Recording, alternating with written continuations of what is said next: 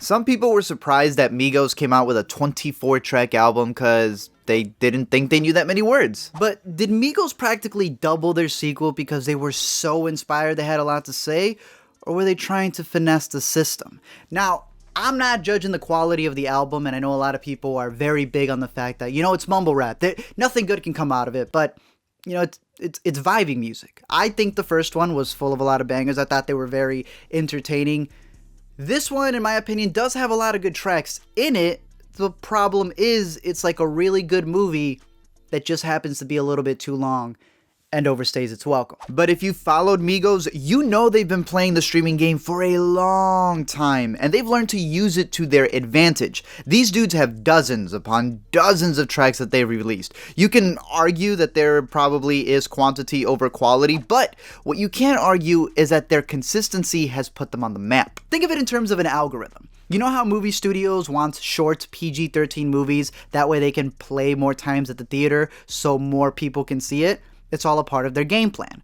TV shows go the route of wanting 20 plus episodes per season to milk the series, even though, some series can barely flesh out 10. It's all about exposure. If you have more running time for your show or whatever your product is, that's more time to be able to put sponsors. You make more of that product, that's more product for people to buy. You have more of it out there, there's more of a chance for people to see it. And that's where the streaming revolution excels the most. Look at Drake's More Life, which wasn't considered an album, but a playlist. A 20-track set full of features with varying styles to have something for everyone. Perfectly calibrated to reach a wide audience so it can remain at the top of the charts. There's another playlist on Spotify called RIAA Caviar, which started off as a great way to find new music, but as it grew and gave songs mad views, you knew money-hungry people were going to get their hands all over it and manipulate it. It's like YouTube. Everything's a business. While it may start as something that is so consumer friendly, people who are just able to reach out to be as organic and authentic as possible, business comes in and then you see stuff like this trending. You end up having to play the algorithm game of if you want to get recommended, then YouTube wants to make sure that you're making enough videos per week so they have a reason to recommend you. They have those videos that you see all the time where it's like 10 minutes and 1 second. That way it's long enough to be able to put another ad. There's a bunch of things that you need to do in order to be able to play the system, and that goes for everything. Streaming services thrive for long albums because that way they can get people to stay on the site longer. Now, some people do take this too far, like Chris Brown and his 40-plus album that I believe is still playing in the background.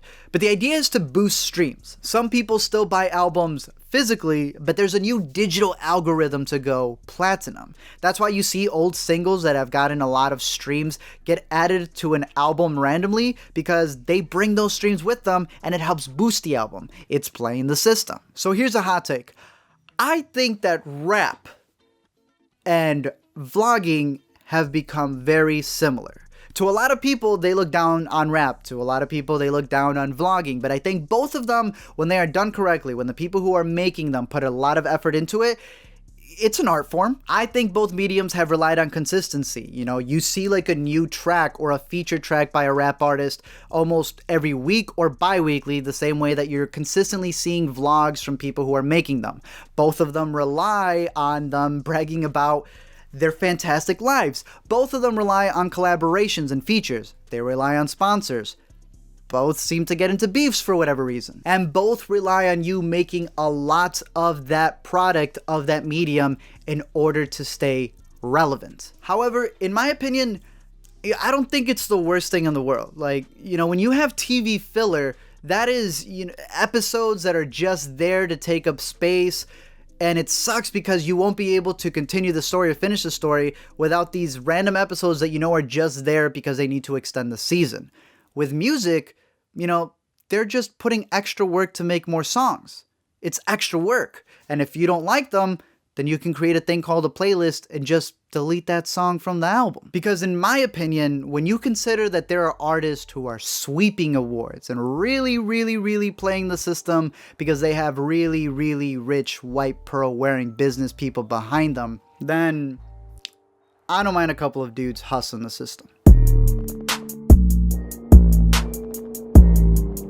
Big shout out to my patrons who help for just $1 a month be able to make these videos possible. I'm curious to know your guys' thoughts on the new Migos album, what your favorite track was on there, whether you agree with all these tracks that are coming out. I just got a tweet sent to me that says that Ray Sherman is going to come out with a 3-album set? Oh no.